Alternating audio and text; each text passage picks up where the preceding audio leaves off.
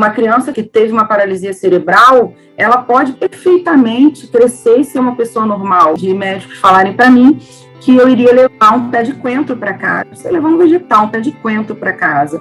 Vocês são jovens, vivam a vida de vocês, arrumem um bom home care e deixem ele lá. Foi aí que eu comecei a pesquisar e a entender que não tínhamos nenhum plano de saúde que fizesse uma cobertura direta para terapias necessárias para evolução ou reabilitação.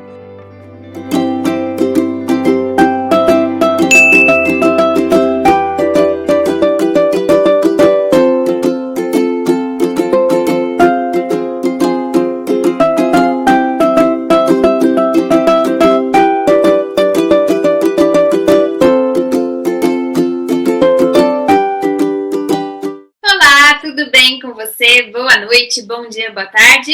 Muito prazer estar aqui com vocês novamente. Hoje estamos de novo em 3 pessoas, temos uma convidada especial. Boa noite para vocês duas, minhas companheiras de vídeo de hoje. Boa noite, Julie. Boa noite, Atail. Boa noite. Boa noite. Muito bom estar aqui com vocês hoje, gente. O nosso vídeo vai ser bem interessante. Nós temos história, nós temos conteúdo jurídico, temos muita coisa para falar pela frente. Então, eu conto com você aí até o final. Vai deixando seu comentário, suas perguntas também. Se você tiver dúvidas no meio aí do trajeto, a gente explica depois, não tem problema, tá bom? Lembrei. Atail, vou começar com você. Conta pra gente quem é você, da onde você é, o que você faz. Meu nome é Atail, eu sou advogada, sou mãe do Davi José, meu milagre, minha bênção.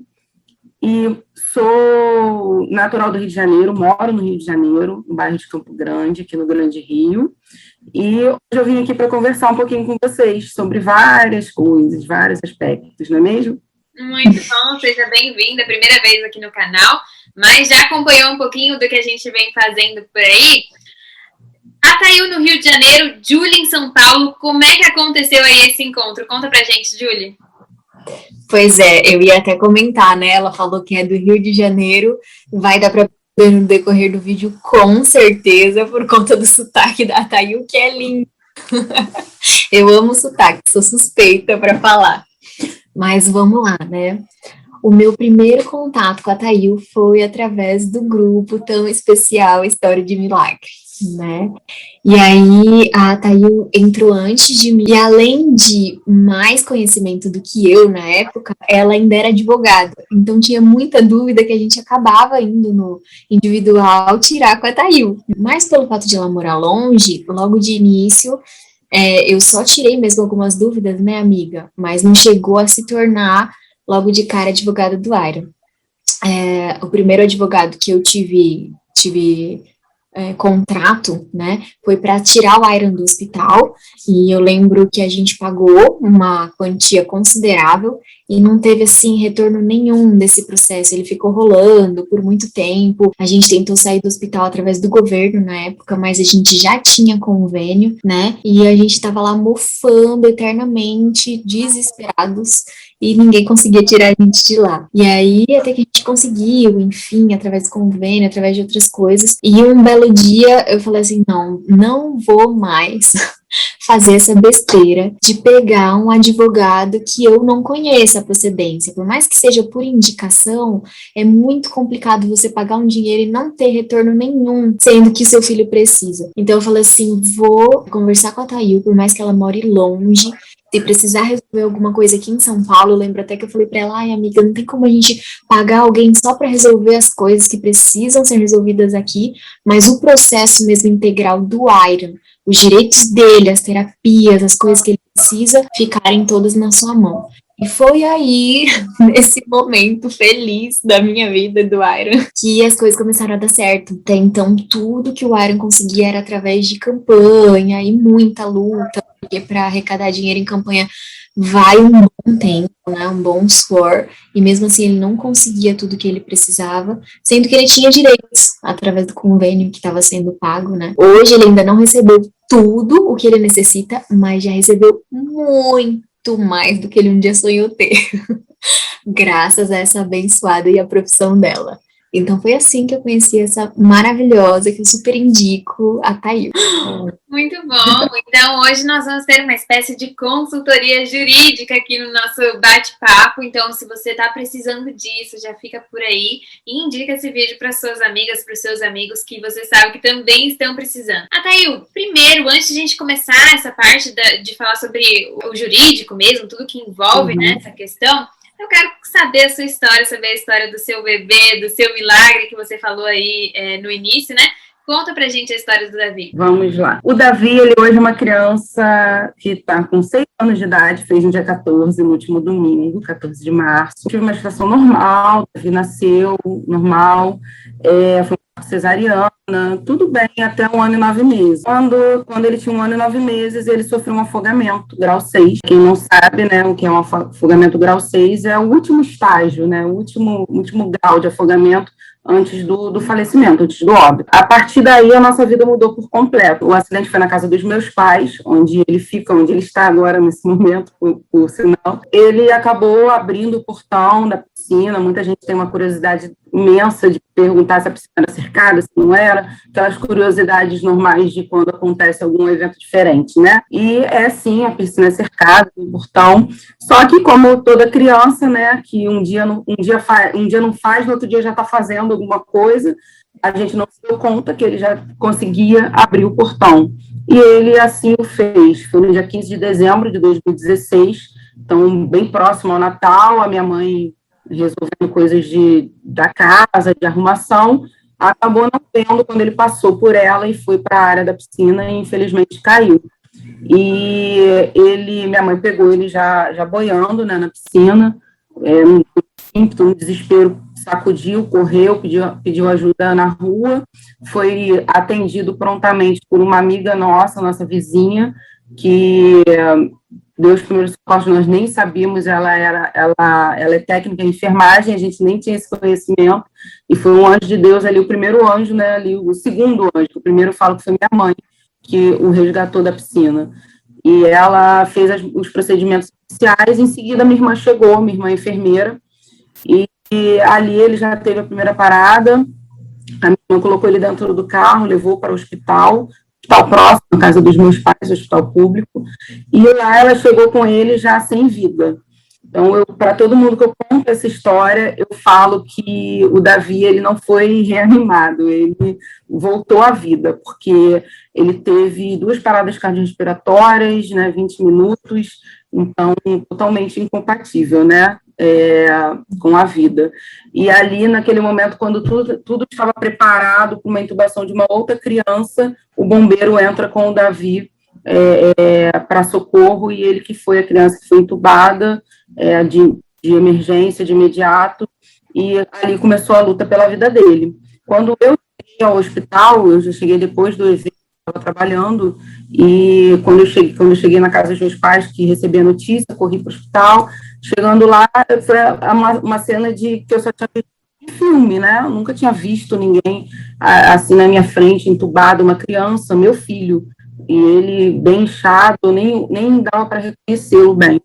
E ali começou minha compreensão e meu entendimento do que era um afogamento, do que era uma hipóxia, do que foi a primeira vez que eu ouvia, do que era tudo aquilo, né? Porque até então eu imaginava que iam fazer uma massagem, ia cuspir água e ia levantar como a gente vê nos filmes. E não foi bem assim que aconteceu. Então, nós passamos por uma internação de 67 dias, ele foi transferido daquele hospital para um outro hospital, onde nós permanecemos 40 dias, foram 28 dias de CTI, ele foi entubado e estubado 3 vezes, por pouco ele não precisou fazer a traqueostomia, lutamos bastante para que ele não fizesse, mas infelizmente precisou fazer a gastrostomia, e ele ficou com a GTT por 1 ano, exatamente 1 ano. Fez no dia 3 de fevereiro de 2017 e tirou no dia 3 de fevereiro de 2018.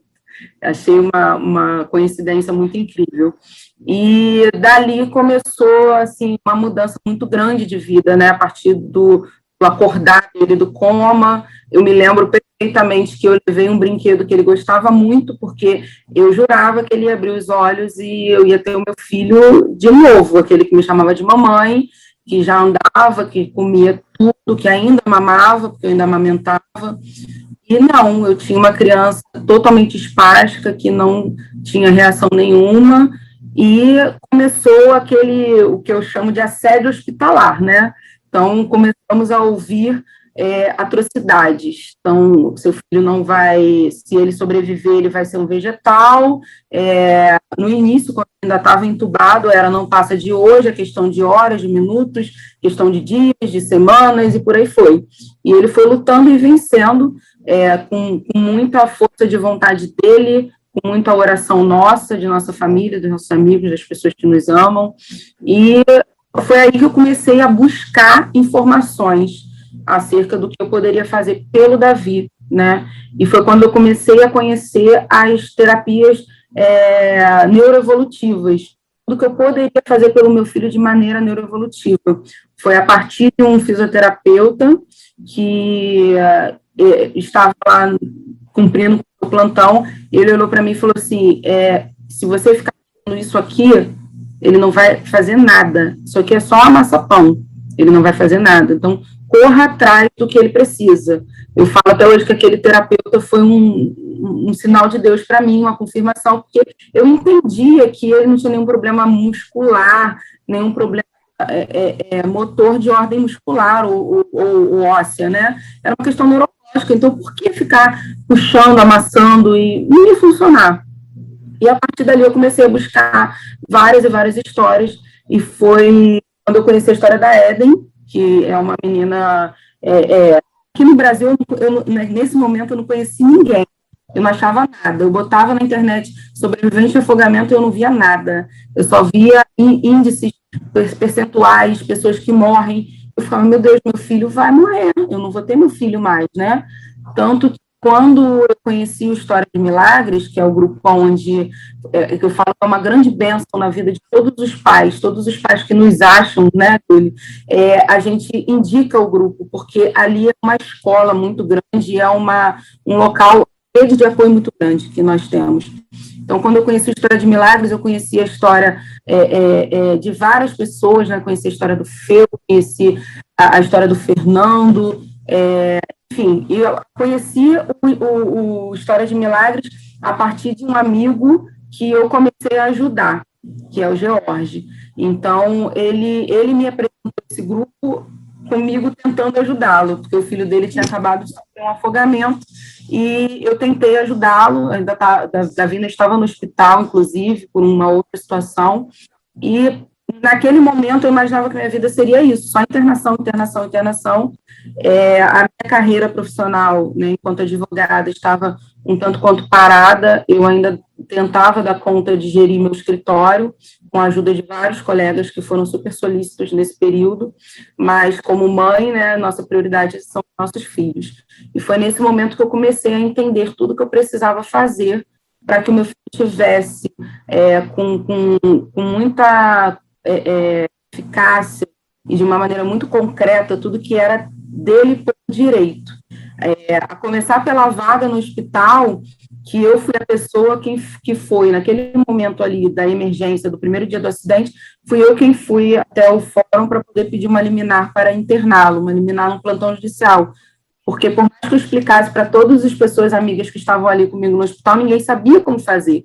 Naquele momento, a única luz que me veio foi, você é advogada, você é a única pessoa que pode fazer isso, e aqui no hospital você não está ajudando em nada. E foi quando a gente pegou o carro e foi até o fórum para poder resolver. Então, eu comecei a entender qual seria o meu papel, né, nessa situação, além da maternidade, o que eu poderia fazer por ele e por outros também.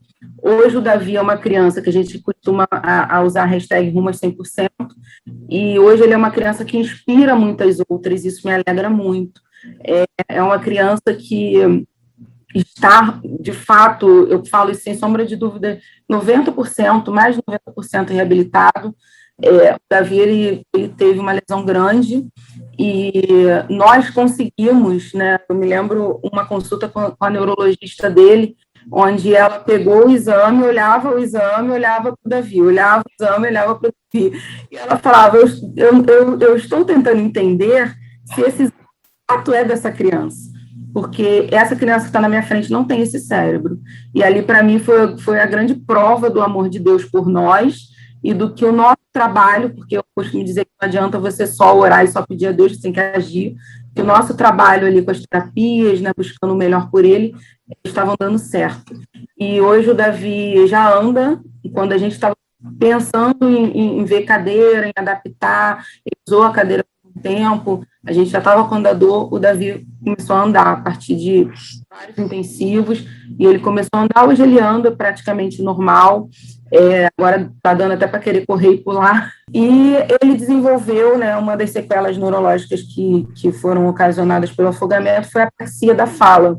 O Davi, ele tem apraxia moderada, e a gente tem um trabalho ainda bem longo aí com ele, com relação a essa parte da verbalização, né? Então, a apraxia, para quem não sabe, a criança processa, a pessoa processa tudo no cérebro, ele entende tudo, ele consegue processar todas as palavras, mas não consegue articular. Então, ele entende, né? Ele pensa mais do que a gente sabe, e só que não consegue falar.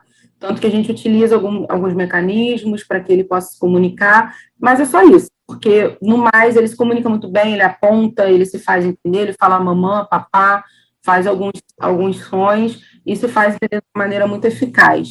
E estamos aí, está na escola, estuda, sabe ler, conhece formas, tamanho. É um grande milagre na nossa vida, é o meu milagre e é a minha renovação de vida. E é mesmo, hein? Eu lembro que a época que o Davi começou a andar, eu já estava no grupo, né? Quando ele deu o primeiro passinho, a festa que a Thail fez, gente, era uma graça. E quando ele começou a ir para a escola também, e como que ele lá sentado no meio de todo mundo, e a curiosidade dos amiguinhos no início, quando ele entrou, né? Eu lembro que você ia compartilhando essas coisas. E foi muito incrível, porque realmente o Davi é uma criança 90% reabilitada mesmo, igual ela falou. Ele tá deslanchando de uma forma maravilhosa, a gente olha e não dá para acreditar. É uma coisa linda de se ver, muito lindo mesmo de se ver. Que história maravilhosa, Thail. Muito legal ouvir isso, muito legal esse compartilhamento de informações e de mostrar a evolução também que vocês conseguiram chegar para outros pais que talvez estão no início dessa jornada, né? Eu achei isso muito bacana. E agora você falou aí em algum momento que você descobriu, quando você estava nesse período de hospital e de pesquisar as coisas, você descobriu qual era o seu papel além da maternidade, né? Então, essa parte do direito, o que você descobriu nesse processo todo, que era direito do seu filho e que era direito dessas crianças que são debilitadas de alguma forma, né? Quais são os principais direitos delas? Inicialmente, a gente precisa entender que a gente vive no mundo, eu não digo nem num país, mas no mundo, onde, de uma forma geral, os grandes empresários, então, eu falo sem sombra de dúvida sobre os seguros de saúde, eles querem exclusivamente manter você vivo e acabou, né? Então, o que acontece muito, que a gente vê muito, são planos de saúde que única e exclusivamente acreditam que precisam cumprir aquele rol da ANS e fornecer exclusivamente aquilo. Então, se você precisa de uma fisioterapia, você tente pelo seu plano de saúde, mesmo que essa fisioterapia não tenha nenhum método específico para a reabilitação, e, de uma certa forma, eles acabam não tendo uma inteligência de entender que uma criança reabilitada é uma criança socialmente capacitada para diversas coisas. Então, uma criança que teve uma paralisia cerebral, ela pode perfeitamente crescer e ser uma pessoa normal, e normal, típica, né, como se fala comumente. Então, eu conheço pessoas que tiveram paralisia cerebral que hoje são adultos completamente normais, que vivem, que se formaram, que são casados, têm filhos. É isso que a gente quer para os nossos filhos. A gente não quer simplesmente ter os nossos filhos ali, e como eu escutei de médicos falarem para mim, que eu iria levar um pé de coentro para casa. Você levar um vegetal, um pé de coentro para casa. Vocês são jovens, vivam a vida de vocês, arrumem um bom home care e deixem ele lá. E não era isso que eu queria. Por mais que muitas pessoas falassem, não, você tem que aceitar, não era isso que eu queria.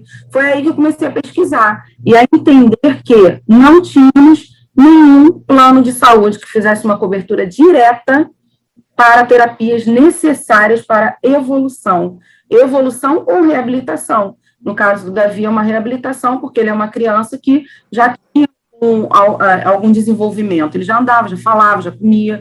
Então, para crianças que tiveram uma paralisia cerebral ou alguma sequela adquirida, a reabilitação certamente é muito mais fácil, muito mais simples. Isso a gente não tem dúvidas. Mas, igualmente, uma criança que nasceu com a hipóxia por conta do parto ou qualquer outro tipo de fator no nascimento, igualmente tem chances de evoluir e de ter uma vida minimamente qualitativa, de conseguirem ter uma vida social ou de crescerem pessoas típicas, né, pessoas capazes. E isso, em consequência, acaba minimizando os custos para o plano de saúde.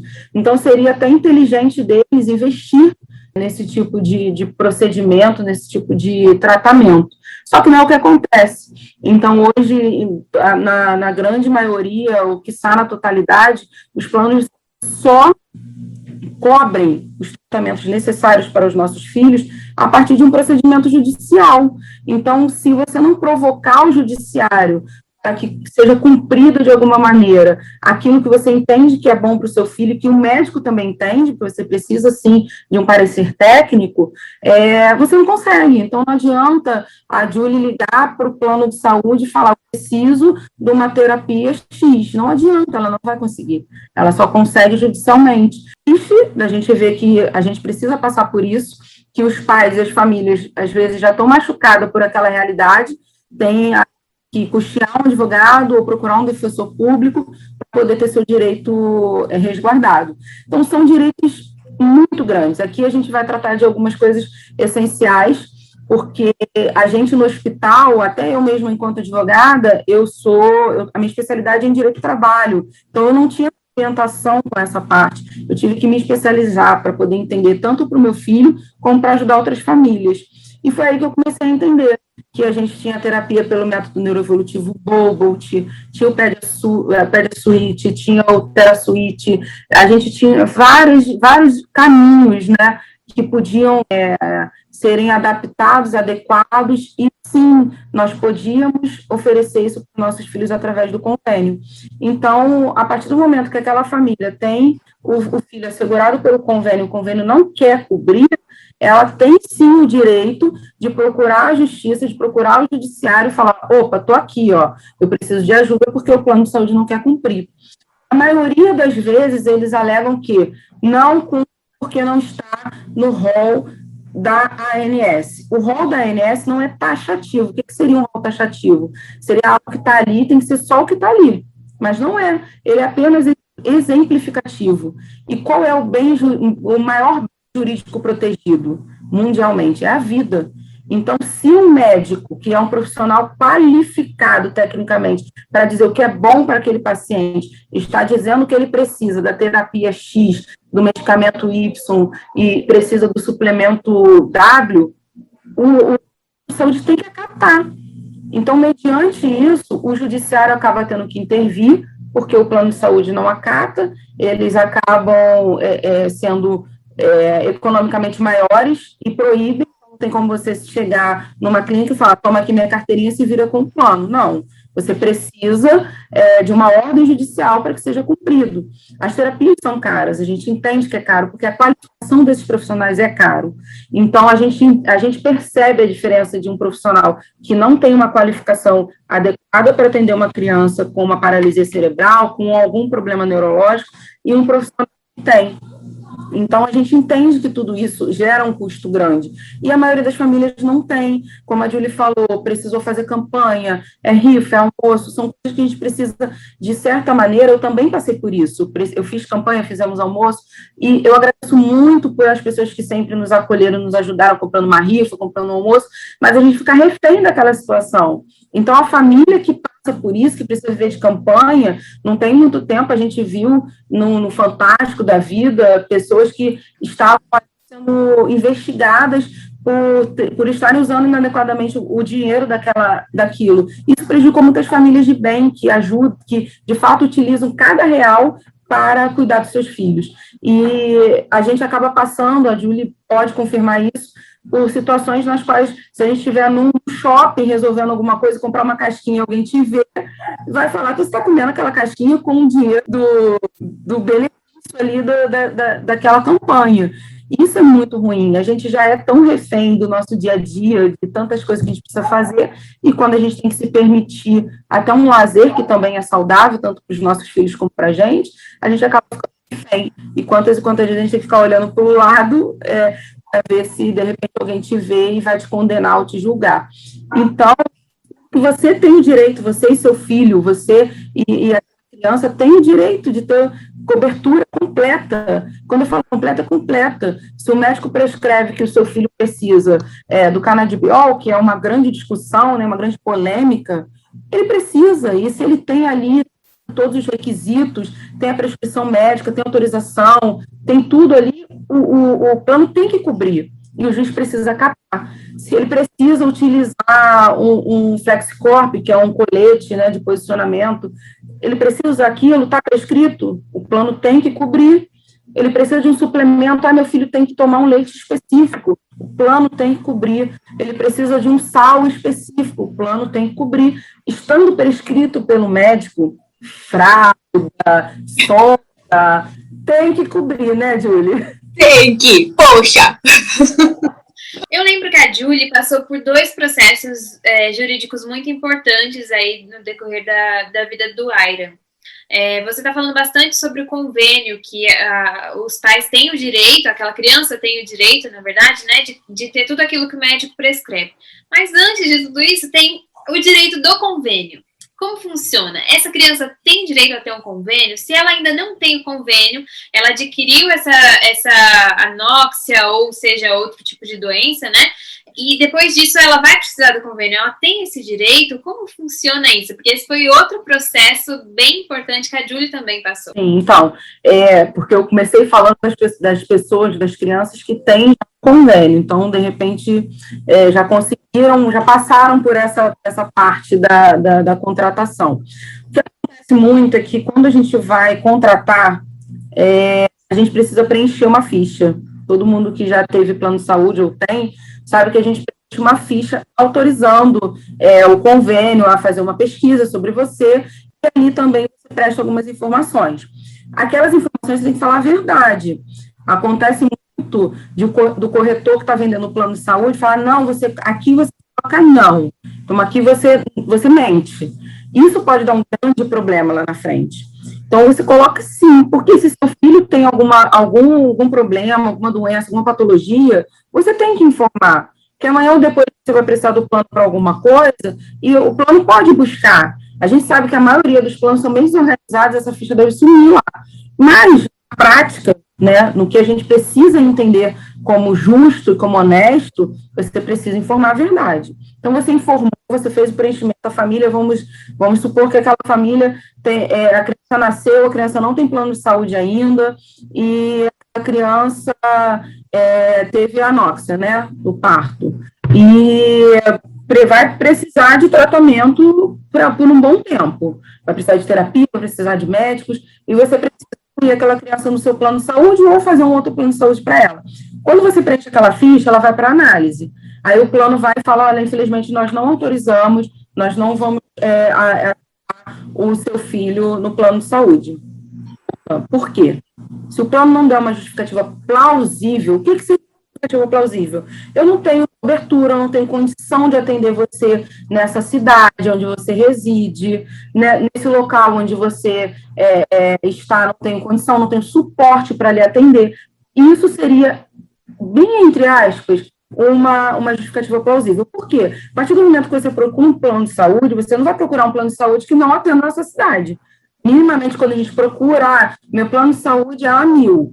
Eu sei que aqui perto da minha casa eu tenho um hospital a 5 minutos. Então, eu vou fazer o meu convênio com a 1000 porque eu tenho um hospital próximo, eu tenho uma rede de apoio próxima. Não adianta eu falar, eu vou fazer Golden Cross, eu não tenho nenhum hospital aqui perto. Aí eu tenho que ir lá para um local que é 1 hora daqui. Não adianta. Então, a gente minimamente faz essa pesquisa prévia. Mas digamos que esse seja o motivo. Aí tudo bem, ok, não tem o que fazer. Eles não vão despender de fazer um hospital só porque você quer pagar o plano. Então, não tem problema nenhum. Agora, digamos que eles não justifiquem, que é o que mais acontece, eles não justificarem o porquê de não aceitar aquela criança. Porque a gente sabe por quê. Se eles não justificarem ou justificarem que não estão aceitando porque aquela criança vai precisar de muitos atendimentos, que aquela criança tem uma patologia, que aquela criança tem algum problema, né, para eles. Porque para eles, os nossos filhos são um problema. Então, se eles justificarem isso, a gente tem condição de requerer judicialmente. Porque a saúde é um direito de todos. E a gente não tem isso do Estado, a gente não tem isso do governo, com qualidade, né? Então, sim, eles têm que aceitar. Então, se isso for o seu caso, de você que está me ouvindo, você tem que procurar um profissional, um advogado especializado para te ajudar. Porque você tem que entrar com processo na justiça para resguardar o seu direito de acesso ao plano de saúde. Então, o plano de saúde é tal, você tem dinheiro para pagar e você quer contratar. Ele está ali para isso. Quantos de nós pagamos plano de saúde e nem usamos? A gente paga meses e meses e não usamos para nada. Então, está ali, eles precisam pagar, eles têm que pagar sim, né? Então, o meu mesmo, eu tenho certeza que vai tudo pro Iron.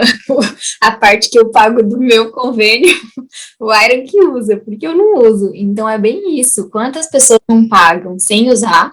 Até porque as pessoas que preenchem lá a ficha, igual a Thail falou, as que colocam zerada a ficha, poxa, não tenho nada, não tenho nenhuma doença, nenhuma comorbidade, não tenho nada, são as primeiras a serem aceitas pelo plano de saúde, porque eles não querem ter um gasto, um ônus com aquela pessoa. Então, eles recebem de, sei lá, várias pessoas para, às vezes, conseguirem quitar o tratamento de uma.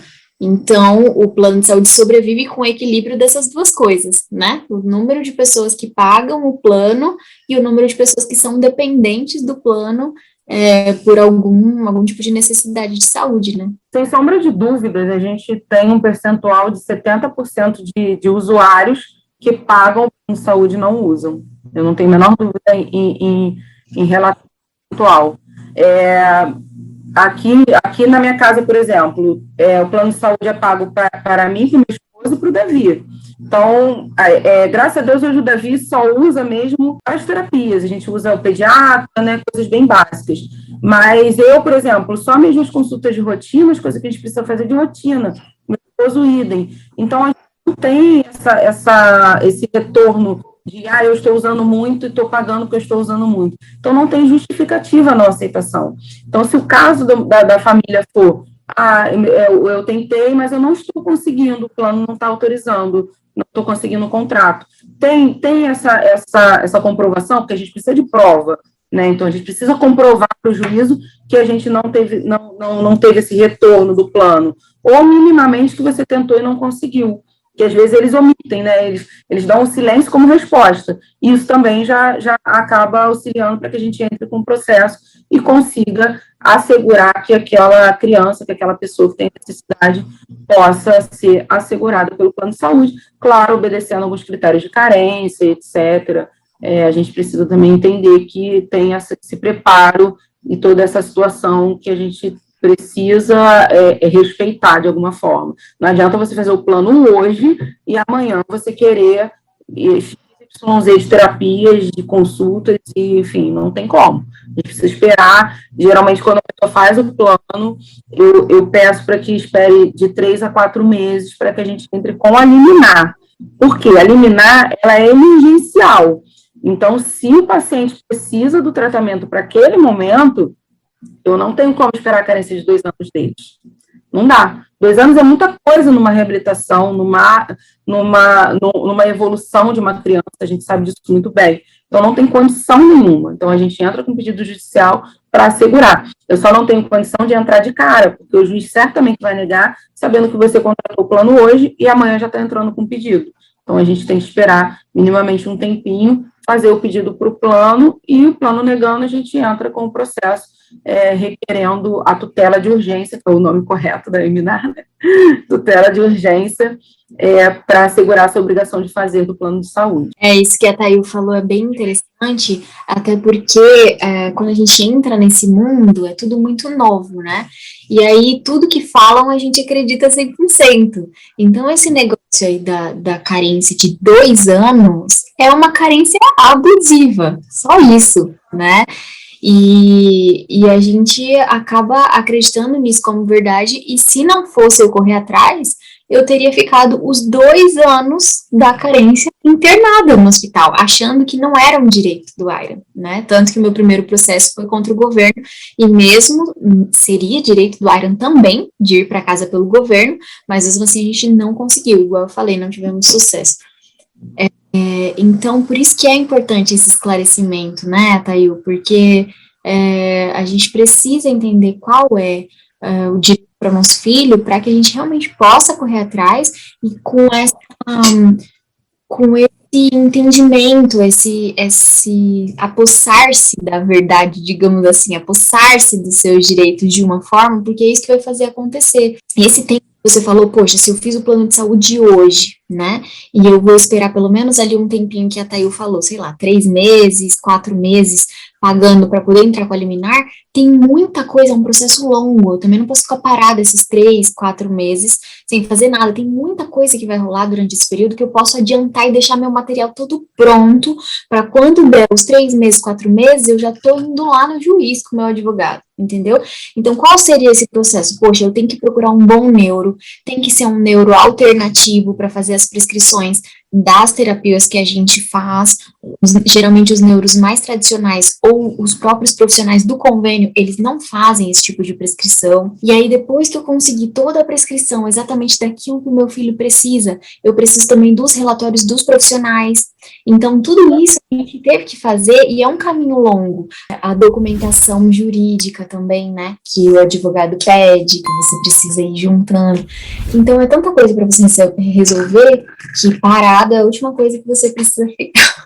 O que é importante também falar para as famílias, a gente falou de convênio, a gente falou da obrigação do plano de custear e etc., mas a gente tem um custo alto com o plano de saúde, né? Então não adianta você falar assim, tudo bem, vou lá fazer um plano e o plano vai ter que cobrir. Ok, mas e aí? Muitas famílias não têm como pagar nem a mensalidade do plano de saúde. Então, nesse sentido que a gente vê pessoas que acabam não tratando seus filhos porque não tem condição de pagar o plano. E a gente precisa entender que o Estado é responsável por essas crianças. Então, se você é uma família que está ouvindo, poxa, bacana tudo isso que os meninos falaram, mas eu não tenho como pagar nem o plano. Eu não tenho 400, 300, 500, R$1.000 para pagar de plano de saúde. Eu não vou ter. Eu vou deixar de comer para pagar o plano. Eu não tenho como. Dá para eu fazer campanha para pagar plano de saúde. Não tenho como. Podemos ter realidades assim, né? Temos realidades assim. Então, você precisa entender que você tem o direito de buscar esse amparo do Estado.